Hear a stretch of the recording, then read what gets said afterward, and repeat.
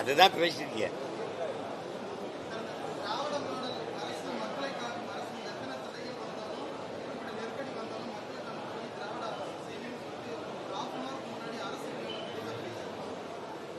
என்ன நெருக்கடி? இவர்கள் அரசால மக்களுக்கு இருக்கிற நெருக்கடியை யார் தடுக்கிறது? என்னை பாருங்க, கேள்வி கேட்டீங்க. இவர்கள் ஆட்சி அரசால மக்களுக்கு ஏற்படுற நெருக்கடியை யார் தடுக்கிறது? என்ன நெருக்கடி வருது? பிரச்சனைகள், நெருக்கடிகள் எல்லாமே நீங்க தான். அதை யார் தடுக்கிறது? தற்போதுள்ள திமுக அரசால் ஆரம்பிக்கப்பட்டுள்ள முதல்வர் மருந்தகத்தை பற்றி உங்களோட கருத்து முதல்வர் மருந்தகத்தில் அதை பற்றி உங்களோட கருத்து என்ன? அதில் எனக்கு ஒன்றும் கருத்து இல்லை. அதில் ஒன்றும் கருத்து இல்லை. நேற்றே சொல்லிட்டேன். மருந்தகம் தொடங்குறாங்கன்னா அப்போ நோயாளிகள் அதிகம் இருக்காங்கன்னு தான் அர்த்தம்.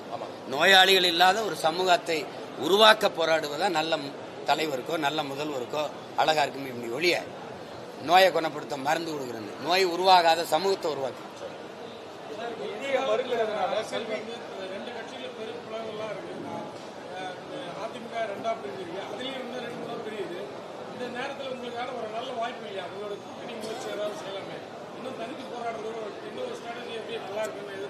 நான் கூட்டணி வைக்கலைன்னு உங்களுக்கு யார் சொன்னது?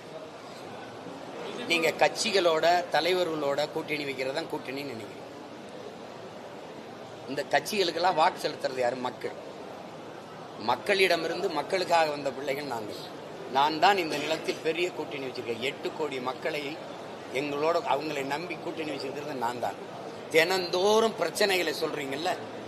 ஐயா இந்த வீடை இடிக்க வரான், ஐயா இங்க மின் விளக்கு எரியல, ஐயா இங்க சாலை இல்லை, ஐயா நாங்க 14,000 பேர் படிச்சுட்டு ஆசிரியர் தேர்வு எழுதிட்டு பணி நியமனத்துக்கு காத்திருக்கோம், ஐயா இந்த செவிலியர் பணி நிரந்தரம் இல்லை, போக்குவரத்து தொழிலாளருக்கு பிடித்த ஊதியம் தரல, தினம் பிரச்சனை இருக்குல்ல. இப்ப வரைக்கும் மீனவனை கைது பண்ணிட்டு இருக்கான். இந்த ஒவ்வொரு பிரச்சனையை எடுத்துக்கிட்டு கண்ணீரோடும் கவலையோடும் அந்த வீதியில் நின்று கதறாங்கல்ல, இந்த மக்கள் எல்லாரோடும் நாங்க கூட்டணி வச்சிருக்கோம். மிகப்பெரிய கூட்டணி இந்த நிலத்தில் வச்சிருக்கிறது நாங்க தான்.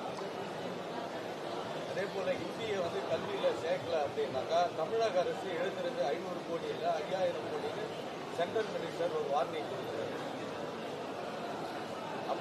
அத இழக்கிறது இவர் எப்படி இவங்க எப்படி முடிவெடுப்பாங்கன்னு தெரியல. 5000 கோடி இழக்கிறது ஒரு மாநிலத்தினுடைய மொத்த வரிவாயும் நீ இழந்துருவ. என்னை மாதிரி ஒருத்தன் உட்காந்துட்டன்னா நீ என்ன என் காசை எடுத்துக்கிட்டு ஒன்றை நான் கெஞ்சணுமா? இதுக்காடா போராடி நாங்க சுதந்திரம் பெற்றோம்? இதுக்கா என் முன்னோர்கள் தூக்கல தொங்கினா? இதுக்கா செக்கெழுத்து சிறைப்பட்டு வதைப்பட்டு மிதிப்பட்டான்? இதுக்கா இந்த சுதந்திரத்துக்கா வெள்ளக்காரனை விரட்டி விட்டு உனக்கு அடிமையா இருக்கிறதுக்கா நாங்க போராடணும்? என்னது இது? காசு ஏதோ பரம்பரை சொத்த திட்டங்கள் கொடுக்குற மாதிரி போயிட்டு இருக்கிறீங்க. எங்க வரி வருவாய்? உழைக்கும் மக்கள் நாங்க கட்டினது வருவாய். இங்க பாருங்க, நீங்க இந்த ஜிஎஸ்டி சரக்கு மற்றும் சேவை வரி 100 நாள் வேலைக்கு போற நம்ம அம்மா பெரியம்மா சின்னம்மா நம்ம அக்கா தங்கச்சி அரிசி பருப்பு உப்பு ஊறுகாய் பால் நெய்க்கு என்ன வரி கட்டுறாங்களோ அதே தான் அதானி அம்பானி கொண்டாட்டியும் கட்டுறாங்க. வரி ஒன்னா இருக்கு, வாழ்க்கை தர ஒன்னா இருக்கா? இல்ல. அப்புறம் நாங்க உழைக்கும் மக்கள் உனக்கு வரியை கொடுத்துருவோம், பெரு வெள்ளத்துல சிக்கி சாவோம், ஒரு பேரிடர் விவசாயம் எல்லாம் நாசமாயிரும். அந்த பேரிடர் காலங்களில் எங்களுக்கு உரிய நிதியை தர மாட்டீங்க. நீங்க ஆசிரியர்களுக்கு நிதி கொடுக்க சம்பளம் கொடுக்க காசு இல்லைம்பாங்க. இந்த அரசு பேசுறதை நீங்க கணக்கில் எடுக்காதீங்க. ஒவ்வொரு ஆண்டும் இப்ப பாருங்க, இந்த நிதிநிலை அறிக்கைக்கு தயார் பண்ணிட்டு இருக்காங்க. 100 கிலோ அல்வா கிண்டிக்கிட்டு இருப்பாங்க. நீங்க பாருங்க, இந்த சிரிக்கிறீங்க. நீங்க அறிவிப்பை பாருங்க, என்ன தேர்தல் வரப்போதுல எல்லாம் காதுல லிட்டரா தேனை ஊத்துவாங்க. நீங்க படிக்கும்போது பாப்பீங்க. 4 வருஷம் முடிஞ்சு போச்சு. 8,50,000 கோடி கடனாயிருக்கு.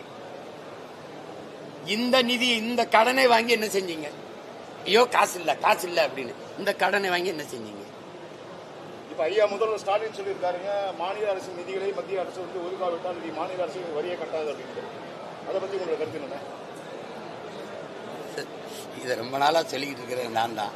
நான் சொல்லும் போது இவர் உணர்ந்துதான் பேசுகிறாரா, அறிவோடு தான் பேசுகிறாரா, இதெல்லாம் சாத்தியமா அப்படின்னு பேசினாங்க. இப்ப அவர் சொல்லுவார், செய்ய மாட்டார். நாங்க சொல்ல மாட்டோம், செஞ்சிருவோம். 2 பேருக்கு வித்தியாசம் புரியுதா? இதுதான் பிரச்சனை.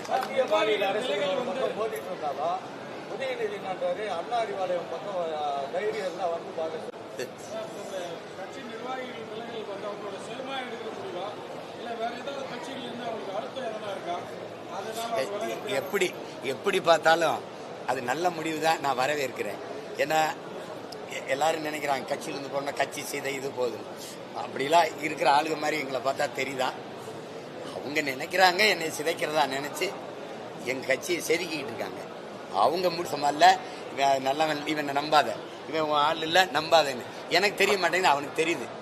அவன் போயிடறான்ல, ஆஹா இவன் நம்பலாம் நம்பி இருந்தமாடா அப்படின்னு. அது எனக்கு நல்லதான் செய்யறாங்க, அதை நான் வரவேற்கிறேன்.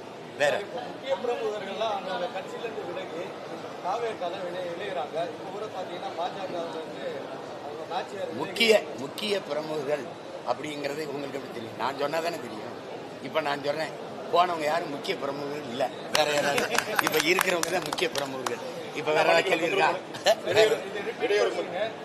அந்த பத்திரிகையாளர் தாக்கப்பட்டவர் மருத்துவமனையில் அனுமதிக்கப்பட்டிருக்காரு. தொடர்ந்து இது போல தாக்குதலுக்கு அது தொடரக்கூடாது, அது கண்டிக்கத்தக்கது. அது தம்பியுடைய கட்சி நிகழ்வுல நடந்தது, வருத்தமா இருக்கு. அது இனி வருங்காலங்களில் அதை தவிர்த்துக்கணும், அந்த மாதிரி நடக்கூடாது.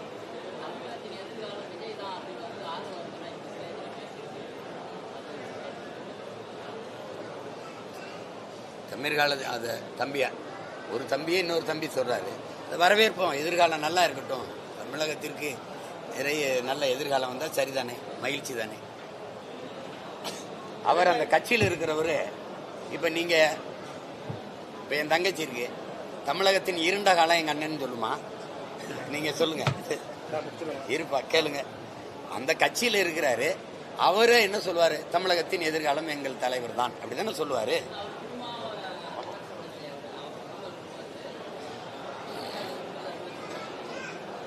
அவரை சந்திக்கும் போது ஏன் நீங்க அங்க இருக்கும்போது அவரை சொல்லல, இப்ப இங்க இருக்கும்போது இவரை சொல்றீங்கன்னு கேளுங்க.